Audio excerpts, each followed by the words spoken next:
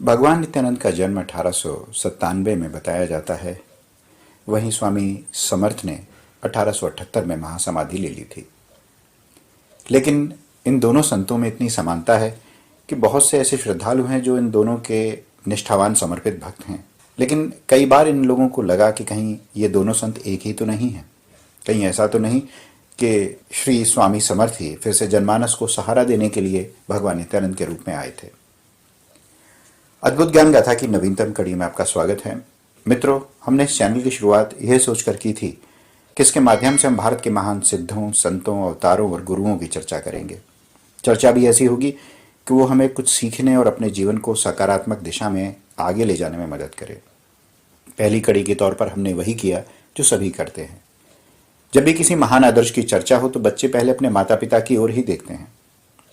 मैंने भी बड़े बाबा या कहें भगवान नित्यानंद के जीवन चरित्र से इसकी शुरुआत की। भगवान नित्यानंद बड़े अनोखे तरीके से मेरे जीवन में आए।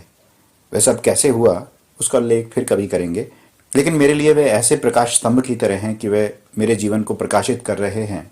भले ही मैं उनकी तरफ ध्यान दूं न दूं, महीनों उन्हें भूल जाऊं या रोज उन्हें स्मरण करूं, ठीक वैसे ही जैसे हमारे अपने माता पिता हमारे ऊपर अपनी अहेतु की कृपा छाया बनाए रहते हैं।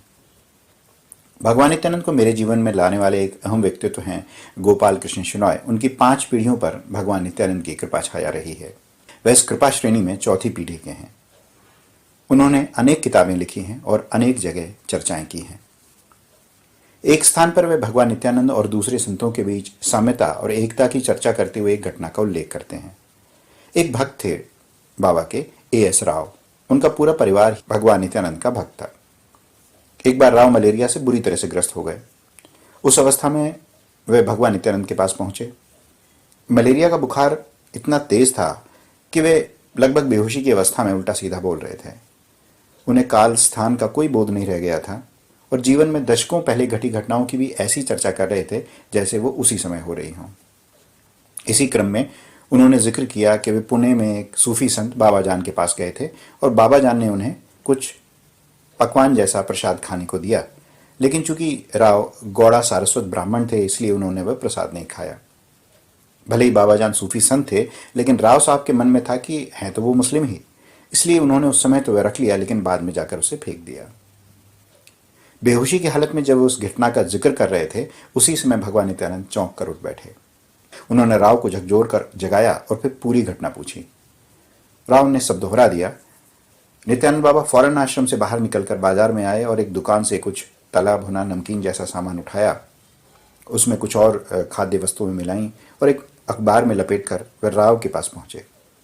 बाबा ने उनसे कहा कि वैसे खाएं। आमतौर पर तेज बुखार से ग्रस्त मलेरिया के रोगी को इस तरह की चीज़ें खाने की मनाही होती है, लेकिन बाबा के आदेश पर राव ने खा लिया। वह खाकर राव को नींद आ गई। जब सोकर उठे तो न केवल उनका रोग जा चुका था, उनकी कमजोरी भी खत्म हो गई थी। हजरत बाबा जान पुणे के एक जाने माने संत थे। उन्होंने 21 सितंबर 1931 को महासमाधि ली थी। चूंकि राव ने उनके दिए प्रसाद की उपेक्षा और अवहेलना की थी, उसे भांपकर भगवान नित्यानंद ने राव को उसी तरह का प्रसाद खाने को दिया और इस तरह उनके उस कर्म को काट दिया जहां उन्होंने एक सिद्ध के दिए हुए आशीर्वाद और प्रसाद को खाने से मना कर दिया था। इससे पता चलता है कि सभी संत सूक्ष्म स्तर पर आपस में कितने जुड़े होते हैं, उनमें कोई भेद नहीं होता। भगवान नित्यानंद के संबंध में चर्चा करते समय यह बात अक्सर बाहर आती है कि वे मानते थे कि सारे संत एक समान हैं। राव अपनी जीवन में संपन्नता से रहे, लेकिन जब वे गोवा शिफ्ट हुए तो उनकी संपत्ति न जाने कैसे समाप्त हो गई। धनाढ्य राव फकीरों सा जीवन जीने लगे। कुछ समय बाद वे मुंबई वापस लौटे। एक भक्त ने उनके रहने की व्यवस्था कर दी। जो राव नियमित रूप से गणेशपुरी जाकर बाबा के दर्शन करते थे, उनके सामने इतना आर्थिक संकट आ गया कि उनके लिए पैसों की कमी की वजह से गणेशपुरी जा पाना दुर्लभ हो गया था। भगवान नित्यानंद की महासमाधि के बाद एक दिन उन्हें बहुत अफसोस हुआ। उन्होंने मनी मन सोचा कि बाबा के पास आकर उनका आशीर्वाद लेने वाले लोग भिखारी से राजा बन गए, लेकिन उनके साथ तो उल्टा हो गया। हालांकि वे ये भी मानते थे कि बाबा के स्नेह, कृपा और प्रेम के बदले उन्हें अगर पूरी दुनिया की दौलत भी दी जाए तो हरगिज नहीं लेंगे। बस उन्हें कष्ट इतना ही था कि गरीबी इतनी ज्यादा थी कि अब गणेशपुरी जाने में असमर्थ थे। एक रात सपने में उन्हें भगवान नित्यानंद के दर्शन हुए। भगवान ने उनसे कहा, कांदीवली मठ में जाओ और दान पात्र में 10 पैसों का दान करना। श्री स्वामी समर्थ के ओर इशारा करते हुए भगवान नित्यानंद स्वप्न ने कहा कि उस बूढ़े को जो भी अर्पित करोगे वह इसके पास आ जाएगा। बाबा अपने लिए इसी तरह का शब्द इस्तेमाल करते थे, इसके पास यह करके।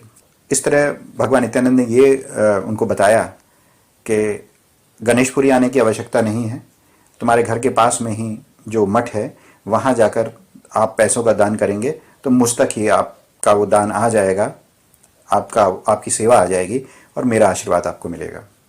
और इस समय जहाँ रह रहे थे उस जगह से स्वामी समर्थ का मठ बस कुछ कदमों की ही दूरी पर था।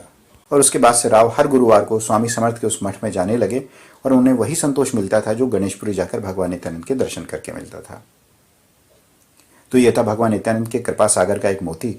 इस पूरी कथा का आशय बस यही बताना था कि सभी संत एक हैं। किसी एक का सम्मान करेंगे वो सभी के सम्मान जैसा है, किसी एक की उपेक्षा करेंगे तो समझ जाइए कि आपने कहीं ना कहीं अपने गुरु या इष्ट का अनादर किया है, क्योंकि गुरु तत्व सर्वत्र एक है।